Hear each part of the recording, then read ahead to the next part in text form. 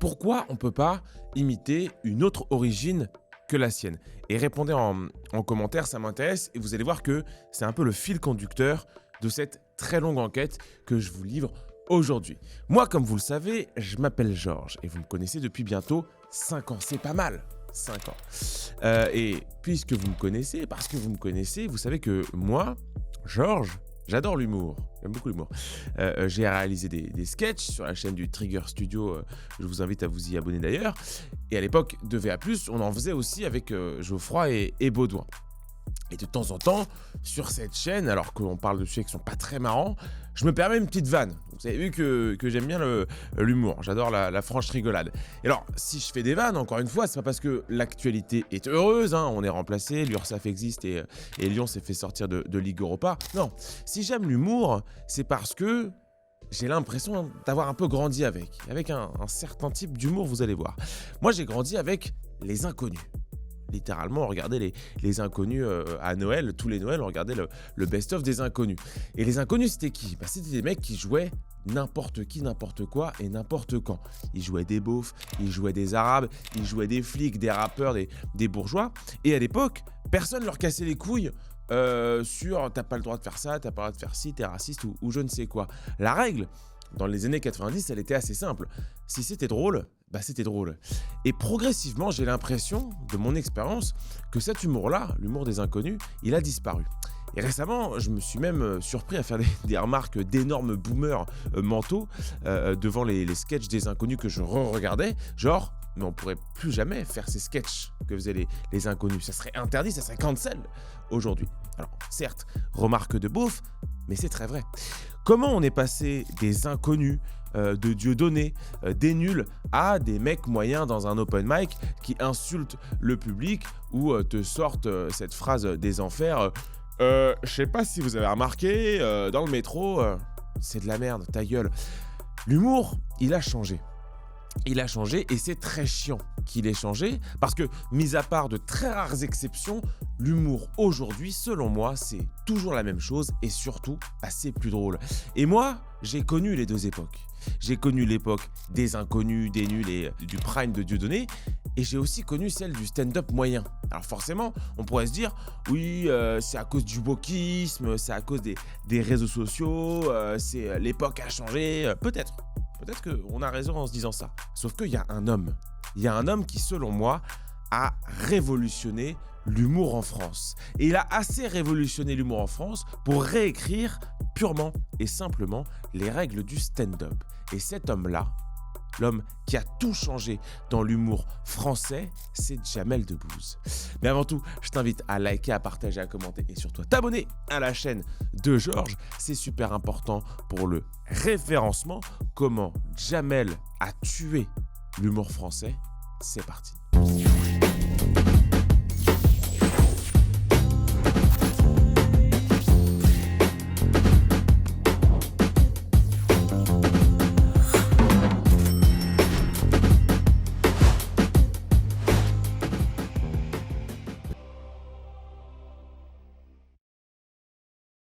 Cette vidéo est assez longue, donc on va la segmenter, on va la chapitrer un peu. Pour comprendre ce qu'on a perdu, il faut comprendre un peu ce qu'on avait. Et avant, à l'époque du prime de l'humour, on avait quelque chose d'assez unique. On n'avait pas juste des mecs gauleries à la télé. C'était un peu plus profond que ça, une philosophie de ce que l'humour est censé faire dans une société. Donc on va remonter un peu. Fondamentalement, sans aller dans des époques antédiluviennes, c'est quoi le rire ? Henri Bergson, qui par ailleurs n'était pas une personne très drôle, mais il a longuement écrit sur le rire, et il explique que le rire a un fondement ultra radical. Le rire, c'est une réponse sociale à la rigidité. Alors, c'est pas drôle comme analyse, mais c'est très vrai. Ce qui est drôle, c'est ce qui est figé. Et le rire va détendre quelqu'un ou quelque chose qui se prend un petit peu trop au sérieux. Et ça, c'est fondamental pour capter la suite de ce que je vais vous dire. Parce que un humour qui se fout de la gueule de tout ce qui se prend au sérieux, n'a pas de limite. Il n'est pas limité par la bien-pensance et par la morale. Le beauf, le flic, l'immigré, le bobo, l'imam, le curé, le juif, le rabbin ou tout ce que vous voulez, tout le monde y passe. Précisément parce que tout le monde peut être figé dans le rôle qu'il incarne dans la société. Tout le monde peut être ridicule. Cet humour-là, selon moi, il est égalitaire. Sauf que cet égalitarisme-là, il repose sur un présupposé. Un présupposé qu'on n'a jamais vraiment conscientisé en France parce que c'était un présupposé qui allait de soi dans les années 70 et 80. Ce présupposé, c'est que le personnage comique est une fiction. Quand les inconnus font le rappeur, c'est pas vraiment des rappeurs. Quand Coluche se fout de la gueule d'un arabe, c'est pas vraiment un arabe, c'est une construction. C'est pas méchant, c'est pas rabaissant, parce que Coluche et les inconnus, à l'époque, se foutaient de la gueule de tout le monde et que tout le monde participait à ça, puisque tout le monde riait au sketch des inconnus et de Coluche. Bref. Et cet esprit-là, dans les années 80, enfin dans les années 70, puis 80, puis 90, cet esprit-là, il est très fort. Il est très fort, mais alors pourquoi il est si fort dans les années 80 ? Qu'est-ce qui caractérise les années 80 en France ? Eh bien en fait, les années 80 en France, ça va plutôt pas mal. Hein, c'est plutôt la belle époque, la belle période. Mitterrand a déjà trahi la gauche évidemment, mais on a encore de l'oseille. Il y a du chômage, bien sûr, mais il n'a pas la gueule qu'il aura 10 ans plus tard. Et surtout, et ça va être essentiel pour la suite de cette vidéo, il y a des références communes. Il y a du commun, il y a un bien commun, il y a un bien collectif. Il y a une culture commune et cette culture commune, elle passe par le rôle omniprésent de la télé. Tout le monde, je me rappelle de cette période-là, enfin j'étais très jeune, mais tout le monde regarde la même chose en fait, regarde les mêmes programmes à la même heure à la télé. Et globalement, tout le monde kiffe bien. Un auteur que j'ai beaucoup cité sur cette chaîne, qui s'appelle Jérôme Fourquet, il parle de cette époque-là comme d'une époque où il y avait un paysage audiovisuel unifié. Et en vrai, il n'a pas tort. 1987, les Français regardent les mêmes 6 chaînes de télévision. Il faut bien se rendre compte de ce que représente la masse des Français et de ce que représentent 6 chaînes de télévision. C'est gigantesque. Tout le monde regarde les mêmes émissions et quand tu as une émission le dimanche, tu as forcément un débat lié à cette émission à la machine à café le lundi matin. Et ça, c'est possible parce que tout le monde a vu la même émission. C'est un peu ce que Durkheim désignait comme le lien social. À la machine à café le lundi matin, on est nous, parce qu'on a vu le même téléfilm la veille. En fait, on peut tous aborder, oui, moi j'ai aimé ça, j'ai pas aimé ça, j'ai trouvé que lui était un peu trop surfait, je l'ai trouvé pas drôle, en bref. Mais tout le monde a un sujet de discussion commun parce qu'ils ont vu le même programme. Et alors l'humour, alors dans cette affaire-là. Et bah dans ce contexte-là des années 80, c'est un rituel collectif. L'humour va cimenter quelque chose. L'humour à l'époque, il dit, si on peut rire de tout, c'est qu'on est un peu tous ensemble. On a les mêmes références, on a les mêmes maladies, on a les mêmes ridicules et on fait société en fait, on fait corps dans une société puisqu'on a les mêmes interdits moraux et on a les mêmes manières de les outrepasser par l'humour. J'ai dit années 80, j'ai dit humour, j'ai dit télévision, évidemment qu'on va aborder les inconnus. Bien sûr, je vous disais dans mon introduction, c'est vraiment pour moi le prime de l'humour, c'est les inconnus. Parce que eux, c'est le meilleur exemple de ce que je vous dis. Didier Bourdon, Bernard Campan et Pascal Légitimus, dans leurs sketchs, ils parlent de tout. Ils se foutent de tout et ils se foutent de tout le temps. Ils ont littéralement tout fait. Ils ont incarné tous les personnages. Ils ont joué les accents. Ils se sont foutus de la gueule des dogmes, des religions, des origines. Il est super, mon Sherlock Holmes. C'est pas la peine de gueuler comme ça, il te demande gentiment.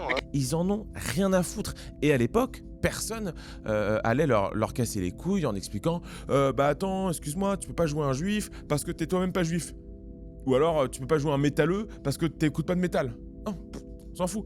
Et pourquoi personne venait leur casser les couilles pour ça ? Bah pour les raisons dont je vous ai parlé. Parce que à cette époque-là, dans les années 80, l'humour touchait tout le monde et que tout le monde avait les mêmes références. Quand les inconnus jouaient un métalleux, quand ils jouaient un arabe, quand ils jouaient un juif, tout le monde savait, entre guillemets, qu'ils rigolaient, qu'ils étaient dans le stéréotype.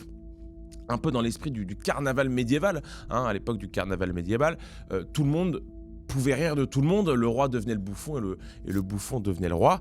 Il n'y avait plus de privilégiés et surtout, rien à l'époque ne te protégeait de l'humour. Ni ton statut, ni ta couleur de peau, ni ton compte en banque, ni ton histoire, ni rien. Tu n'étais pas privilégié vis-à-vis de l'humour. L'humour pouvait te toucher comme il pouvait toucher tout le monde et c'est cette égalité-là qu'il y avait dans les années 80. Et dans cette veine-là, dans cet âge d'or qu'on pourrait appeler de l'humour français, la boîte qui va comprendre ça, qui va comprendre qu'il y a un petit filon à tirer, il y a beaucoup d'oseille à faire avec l'humour, c'est Canal. Canal+, s'ouvre en 1984 et dès le début, c'est une chaîne qui va jouer sur un registre très particulier. l'irrespect et le second degré. Donc en gros, la transgression. Les nuls vont débarquer en 1987. Antoine Decaune, Alain Chabat, Chantal Lobby, Farougia, qui malheureusement deviendra malade ensuite, et plus tard José Garcia. Ce qu'ils font, eux, à leur échelle, dans Canal+, c'est révolutionnaire pour l'époque. Ils vont parodier la télévision elle-même. C'est quand même dingue. C'est-à-dire qu'il y a une émission de télévision, et l'émission de télévision devient le support de l'humour des nuls de l'époque. Hein, ils jouent des journalistes, ils jouent des animateurs, des mecs de pub, des politiques, et justement, ils vont dévoiler le côté un peu ridicule, le côté un peu absurde, le côté un peu surfait et surjoué de ces métiers-là, le côté fabriqué. C'est vraiment du Bergson pur, quoi. Ils rendent la mécanique du vivant visible, et notamment la mécanique de certains métiers. Et comment parler des années 80, de l'humour des années 80, sans parler du prime de l'humour qui était les Guignols de l'info, qui débutent en 1988. Alors eux, pour vous remettre un peu dans l'idée, c'est des marionnettes à l'effigie de personnalités bien réelles. C'est des marionnettes qui se foutent de la gueule de politiques bien réelles. C'est une dinguerie en fait. Et on estime même que le travail des Guignols de l'info ont influencé les élections, à l'image de Super Menteur. Enfin, c'était Chirac qui était joué par Super Menteur, ou le petit teigneux de Sarkozy. On a tous ces images en tête. Même on a l'image de François Bayrou qui était un peu benet, qui en a beaucoup souffert de sa marionnette des Guignols de l'info. Donc on a quoi? On a vu que l'humour français de l'âge d'or, c'est du jeu. On joue un personnage, on monte sur scène et nous, en tant qu'individu, on disparaît derrière celui qu'on incarne. Et ce personnage, ça peut être n'importe qui. Parce que c'est pas toi, c'est une fiction. Tu joues quelqu'un. Et en France, à cette époque, dans les années 80 et 90, tout le monde accepte d'être imité parce qu'on sait qu'on forme quelque chose de plus grand. Qu'il y a un nous au-dessus de la société sous lequel on s'efface pour accepter d'être ridiculisé par le mec qui est en train de se foutre de notre gueule. Sauf que, à un moment donné, va y avoir une révolution dans cet humour-là. Et cette révolution, comme tout ce qui pue la merde, elle nous vient des États-Unis d'Amérique. It's over because I have a roll of lifesavers in my pocket and pineapple is next. À cette période, dans les années 70-80, il y a un nouveau format qui s'est développé dans l'humour américain, qui est devenu dominant d'ailleurs à la fin des années 80, c'est le stand-up. Le stand-up, c'est un mec qui monte sur scène, il a un micro, pas de décor, pas de costume, pas de personnage, il n'y a rien. C'est juste un gars qui raconte sa vie. Et par ailleurs, il la raconte de manière relativement drôle. Et alors, ce format-là d'humour, donc le mec seul avec son micro, n'a rien à voir avec l'humour français. Vous allez voir pourquoi. Le stand-up américain, il repose sur deux choses. Il repose sur l'authenticité autobiographique, donc tu racontes ce que tu as vécu. Ce qui est drôle, c'est ce qui est vrai. Hein, t'es dans le métro, un mec te parle, tu racontes cette scène et c'est ça qui est drôle. Donc il repose sur ça et il repose sur la communautarisation américaine. L'humour noir, parce qu'il est vécu par les noirs, fait rire les noirs. L'humour blanc, du blanc moyen un peu déclassé américain, parce qu'il est vécu par les blancs américains, fait rire des blancs américains. Enfin, je pourrais continuer avec l'humour latino, l'humour chinois, bref. L'humour est communautaire parce que la société américaine est communautaire. Et parce que les communautés aux États-Unis ne partagent pas grand-chose. Hein. Les références d'un noir américain ne sont pas les références du blanc américain. Vous voyez un peu l'idée. Richard Pryor, qui raconte son enfance dans un bordel et sa dépendance au crack, il parle à sa communauté, qui voit un peu de quoi il parle. En 1996, Chris Rock, il joue Bring the Pain, qui va être un succès de fou furieux.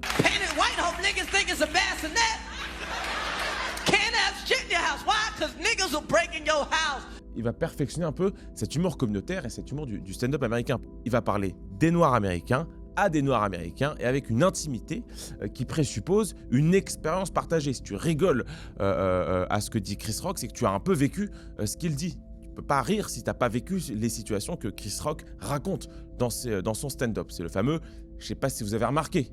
Mais il n'y a rien de marrant si tu n'as pas remarqué ce que l'humoriste a remarqué. Vous avez un peu l'idée. Donc on a, en France et aux États-Unis, deux types d'humour différents, mais radicalement différents. Il y a un humour, l'humour français, qui est un humour de personnage fictif ridiculisé. On joue quelqu'un, on joue l'arabe, on joue le juif, on joue le métalleux et on le ridiculise. Et il y a un humour d'expérience.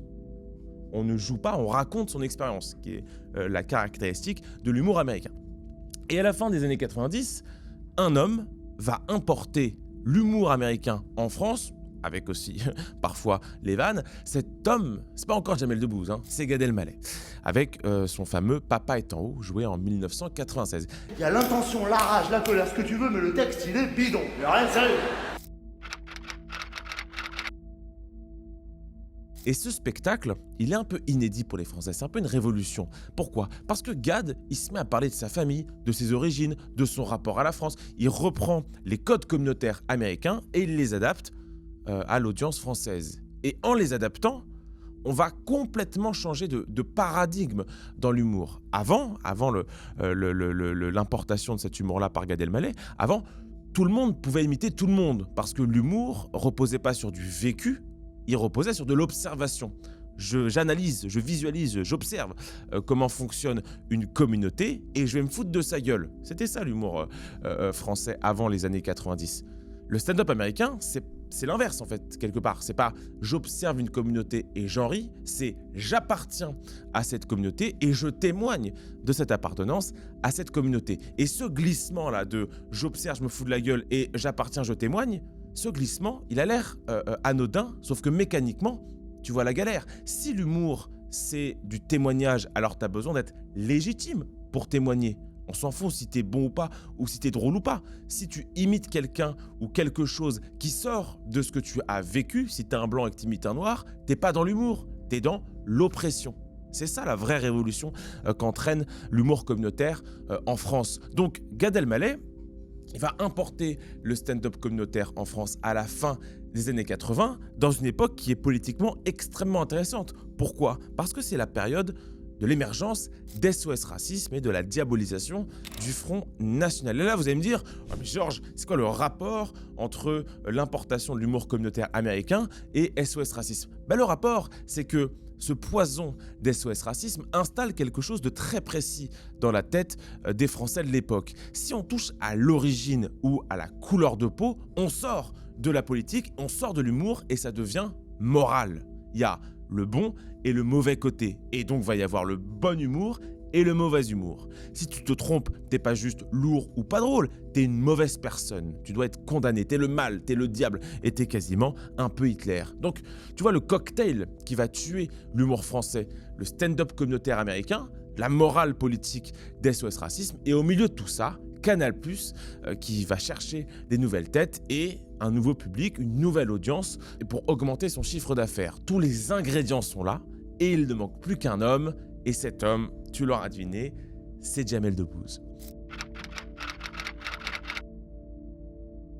Très rapidement, pour faire un peu de biographie, Jamel Debbouze, c'est qui? Jamel Debbouze, c'est le fils d'immigrés marocains qui grandit à Trappes, il va perdre l'usage de son bras dans un accident et va transformer cet accident-là en identité. Fin des années 90, il explose un peu sur plusieurs fronts en même temps. On va le voir sur Canal+, on va le voir sur scène et au cinéma, parce qu'on a tous vu, on se rappelle tous d'Astérix et Obélix Mission Cléopâtre, où Jamel Debbouze joue numéro bis. Et faut savoir qu'à l'époque, ce film est vu par 14 millions de personnes. C'est gigantesque, hein.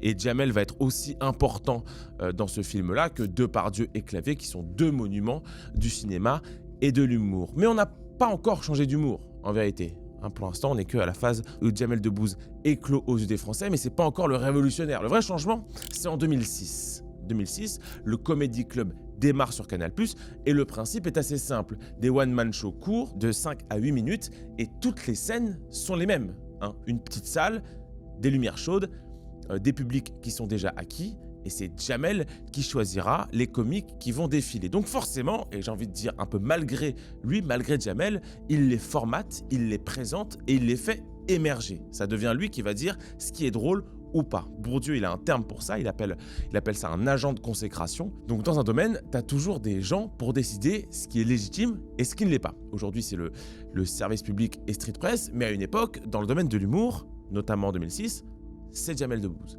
Pour exister, pour être comique dans cette période-là, il fallait passer par le Jamel Comedy Club. C'était l'unique pipeline humoristique en 2006.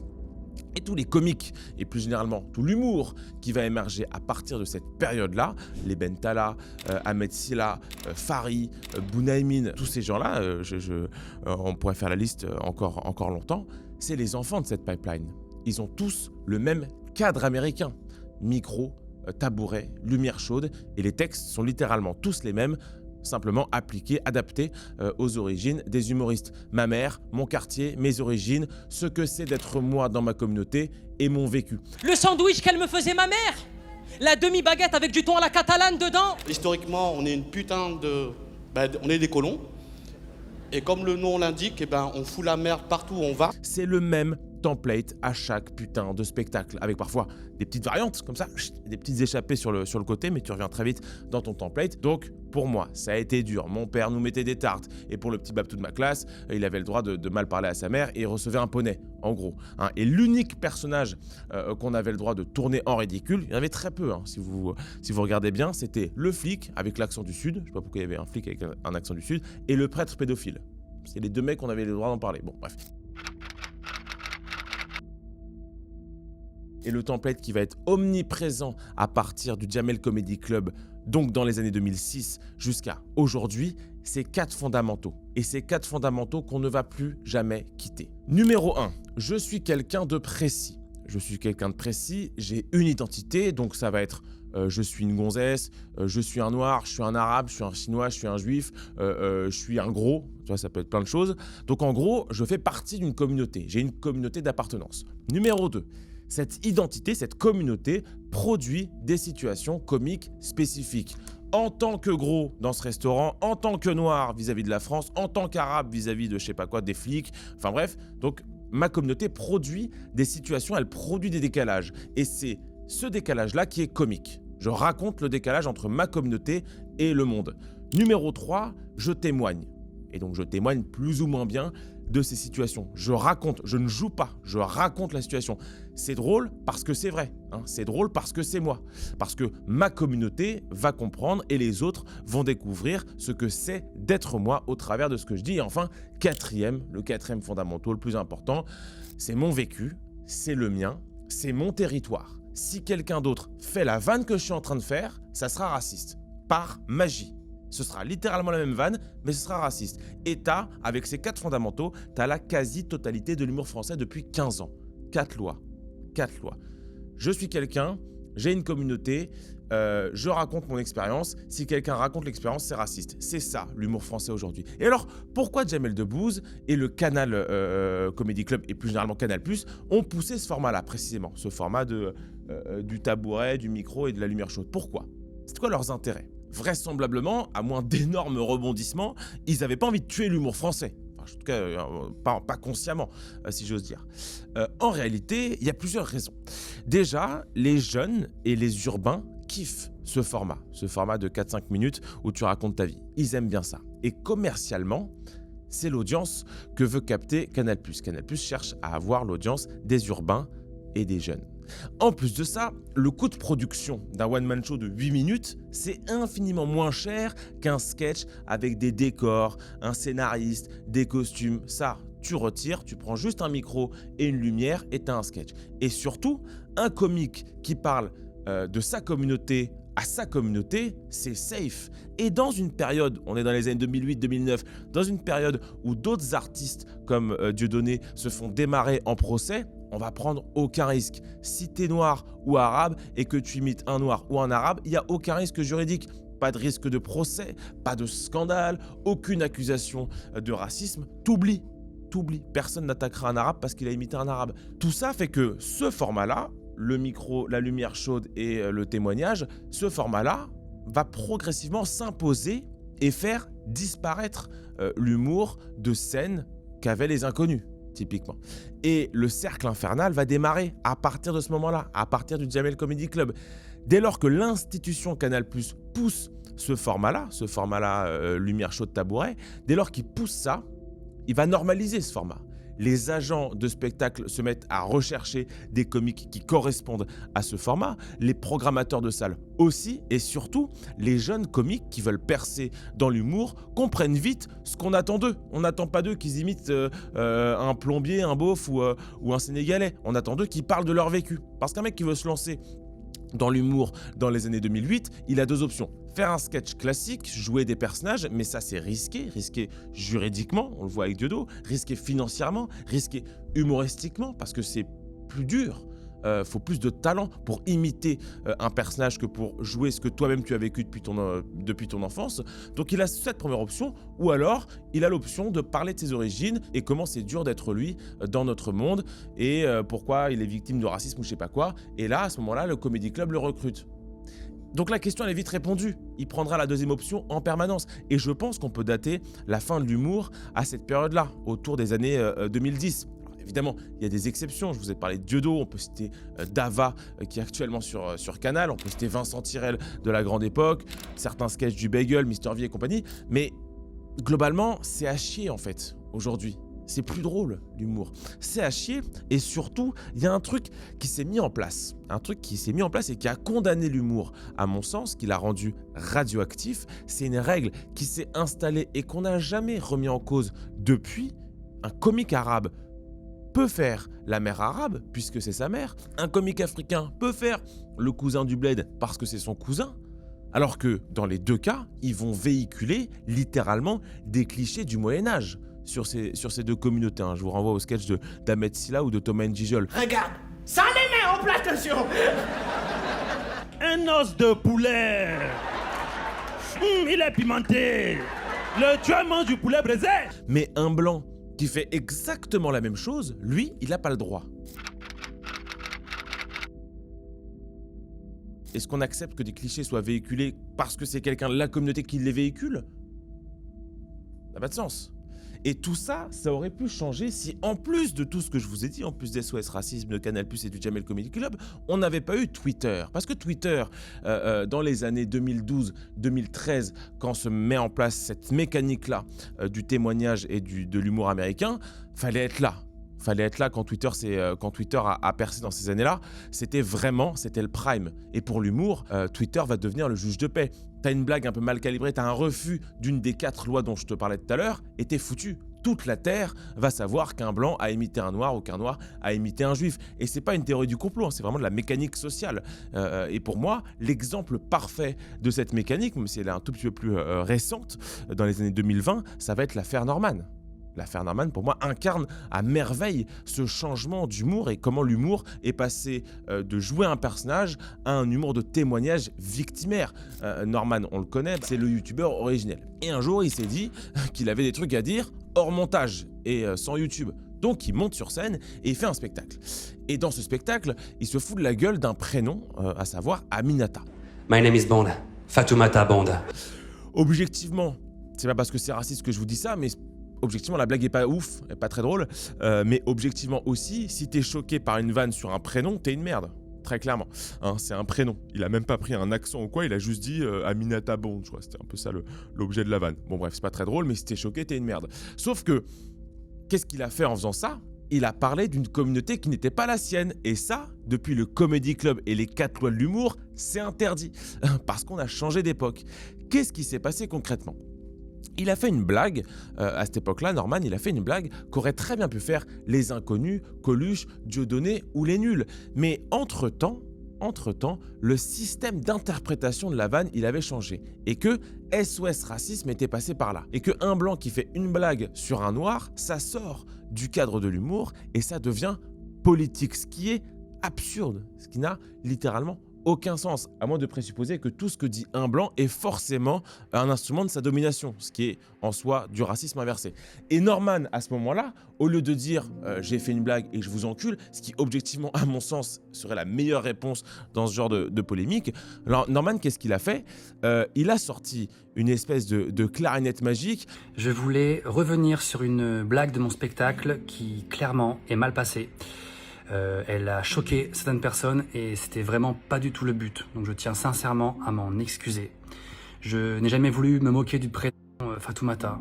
Je voulais parler des studios de cinéma américains qui, parfois pour se donner bonne conscience, se la jouent anti-racisme de façade. Voilà.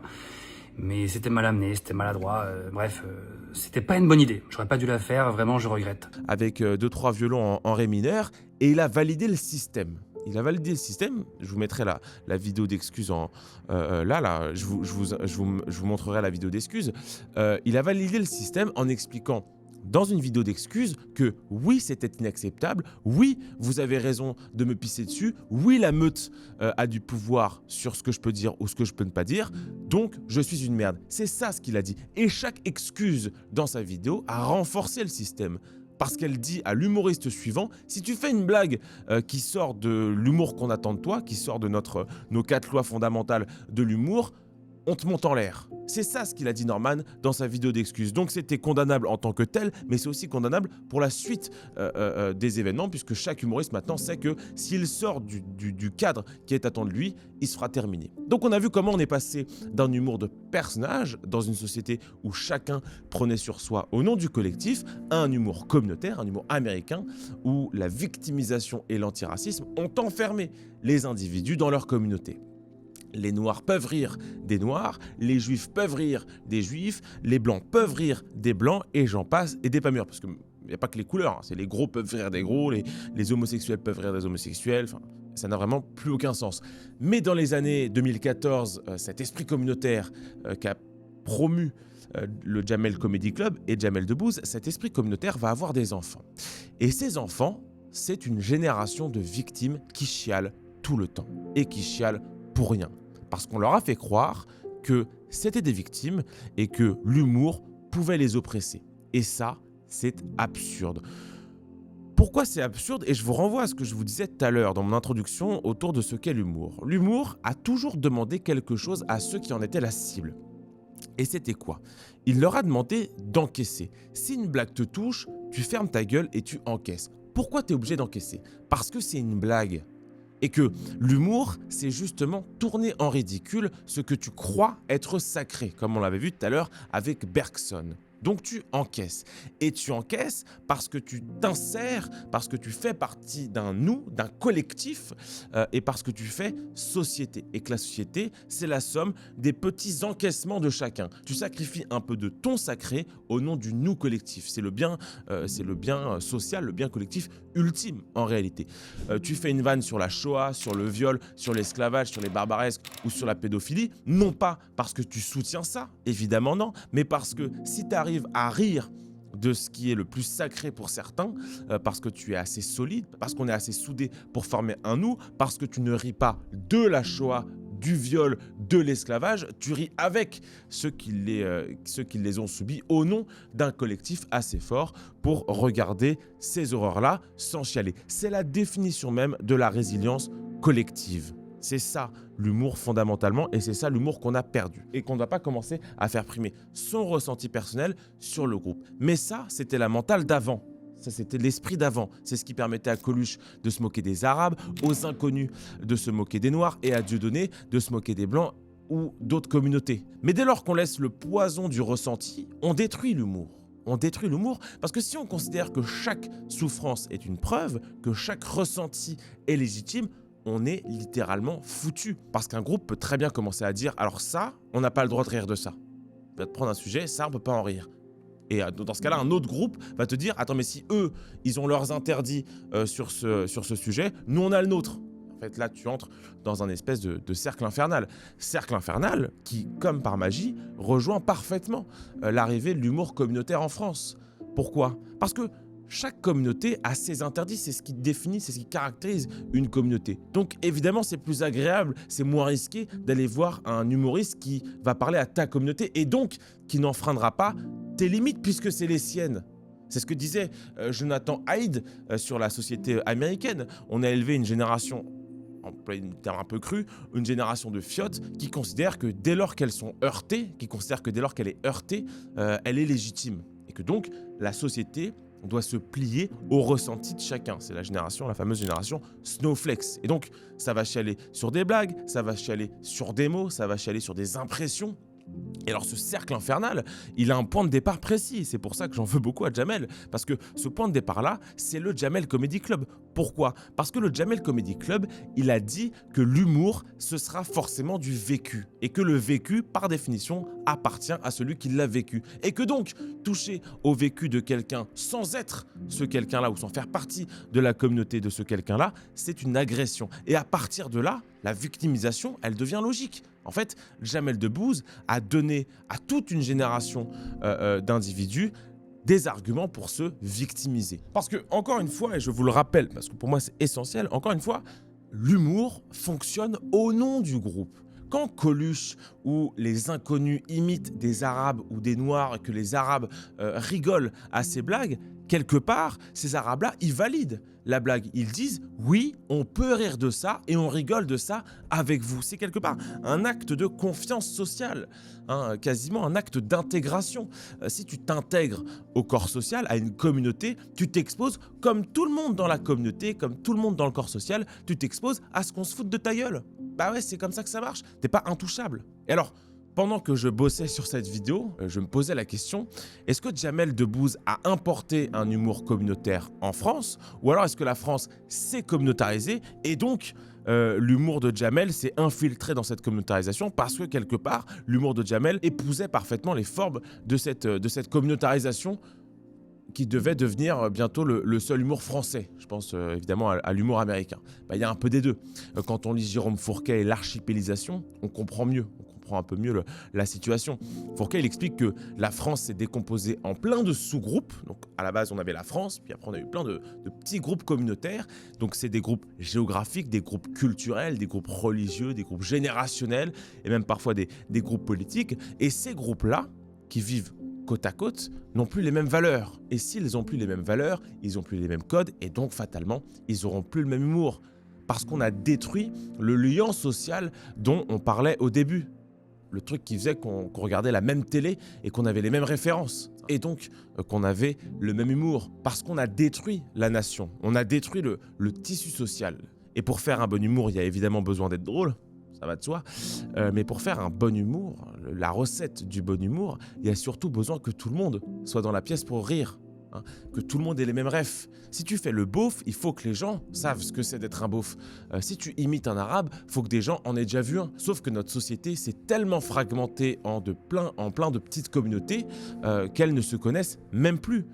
Des communautés qui peuvent habiter les mêmes villes sans partager la moindre référence. Hein, comme je disais dans ma vidéo sur Snap, avec les influenceurs Snap qui sont incroyablement connus au sein de leur communauté, mais que moi je ne connaissais absolument pas. Alors évidemment, le Jamel Comedy Club n'a pas causé ça, faut pas déconner non plus, c'est pas George Soros, mais il a accéléré cette communautarisation de l'humour et surtout, au lieu de proposer un remède à ça, il a fourni un template parfait pour finaliser la communautarisation. Chaque communauté rit dans son coin, chaque comique parle à son public et finalement, on ne partage plus rien. C'est pas vrai, le mythe de on rigole tous ensemble, on est tous ensemble pour rigoler du racisme. Ça ne marche pas, on sait que c'est pas vrai. Donc forcément, aujourd'hui, quand on voit un humoriste, on se fait chier.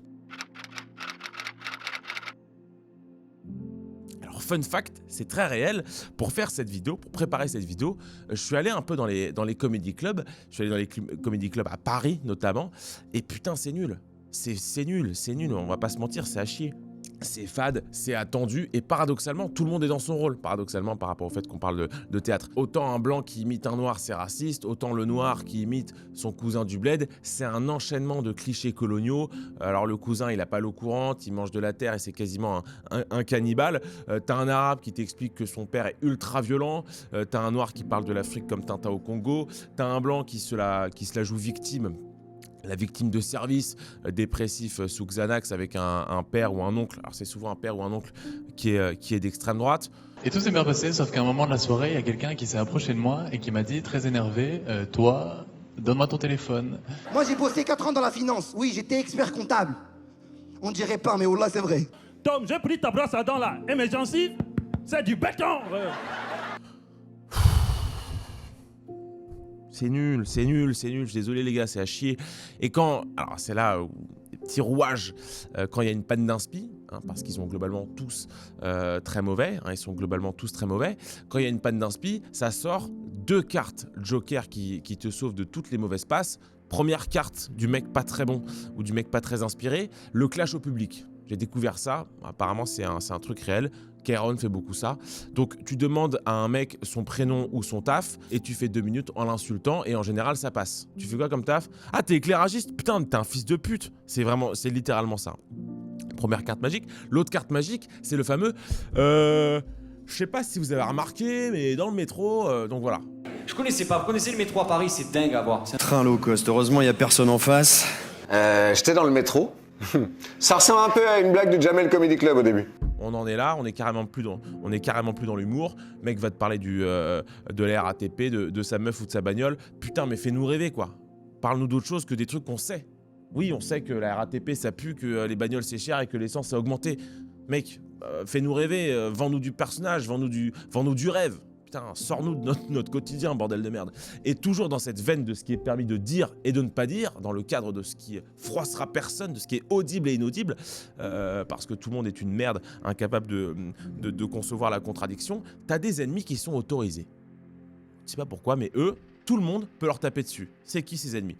C'est News, les prêtres pédophiles, les blancs, les beaufs et l'oncle raciste. Alors eux, mais tu peux y aller, mais tout un spectacle en les insultant, tout le monde s'en branle. Donc on va être entre l'humour du quartier, la vanne à chier, le virtue signaling où tu vas commencer à clasher Pascal Pro parce que c'est vraiment un fasciste, et alors des vannes surfaites, parfois volées sur Twitter, sur des politiques. Voilà, c'est ça l'humour aujourd'hui. Paradoxalement, tout est extrêmement lisse, personne n'est choqué, tout est attendu, c'est quasiment scripté à l'avance. Si tu vois un noir, tu sais qu'il te fera des blagues sur le fait que c'est un noir, donc c'est une victime dans la société française, avec une petite variante, parfois une petite variante, où ton voisin en école primaire c'était un blanc riche qui parlait mal à ses parents et qui était privé de dessert s'il faisait une dinguerie. Parfois il avait un poney, ce voisin blanc riche, tandis que nous c'était vraiment très dur. Voilà. Si t'es blanc, tu feras une blague sur tes parents riches, encore une fois, ou sur le fait que tu sois dépressif, et on pense évidemment à cette énorme fraude qui est Paul Mirabel. Si t'es un arabe, tu seras victime, évidemment tu auras du contrôle aux faciès par des policiers. Si t'es chinois, tu seras un travailleur. Si t'es juif,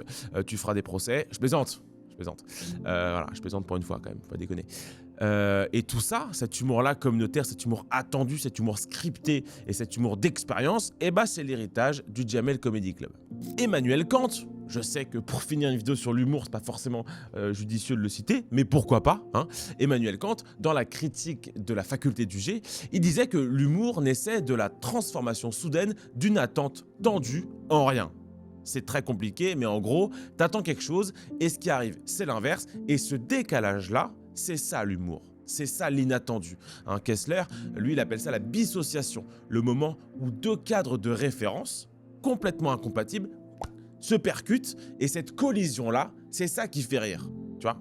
T'es une situation ubuesque, t'as un accident de voiture, tu fais une vanne, c'est hilarant. Pourquoi? Pas parce que la vanne est drôle, parce que tu l'as fait pendant que t'as un accident de voiture. C'est ça l'humour. Sauf que l'humour communautaire, par définition, il supprime l'inattendu. Parce que t'as le template. Tu sais que le comique arabe, il va parler de sa mère. Tu sais que le comique africain, il va parler du bled. Tu sais que le comique français, il va parler du fait que c'est une victime. Tu le sais, c'est attendu. La collision dont je parlais tout à l'heure, elle n'a pas lieu parce que les cadres de référence, tu les connais déjà avant même que le mec ouvre la bouche. Tu sais que quand la meuf va prendre la parole, ça va être une féministe qui aime pas CNews et qui s'est déjà fait avorter. On se fait chier. On connaît le template, le tabouret, la lumière chaude, l'origine du comique. C'est déjà un spoiler de la vanne en fait quelque part. Et une blague dont tu connais la chute avant même qu'elle ait commencé, c'est plus une vanne, c'est plus une blague, c'est une confirmation. Donc, l'humour, c'est pas juste des blagues. Encore une fois, c'est pas juste être drôle. C'est pas ça l'humour. L'humour, c'est un contrat social. C'est un contrat qui dit on est ensemble, on partage les mêmes ridicules et personne n'est au-dessus du rire. Donc c'est un contrat, l'humour. Et ce contrat-là, il a un besoin fondamental d'un nous. Il a besoin d'un commun. Pourquoi? Parce qu'ils font quoi? Parce qu'il faut qu'on soit tous dans la même salle. Et si on est tous dans la même salle, on est tous sujets au ridicule. On peut tous être victimes de l'humour. Et ce que Jamel Debbouze et le Comedy Club ont fait à l'humour, sans parfois le vouloir, hein, sans même le calculer, c'est détruire ce nous. En important un humour communautaire américain dans une France qui n'était pas prête pour ça et qui n'avait pas été formée pour ça. En transformant le rire en témoignage identitaire, en donnant aux woke et aux antiracistes l'argument dont ils avaient besoin. Si l'humour c'est du vécu, alors toucher au vécu de l'autre, c'est une agression. C'est condamnable.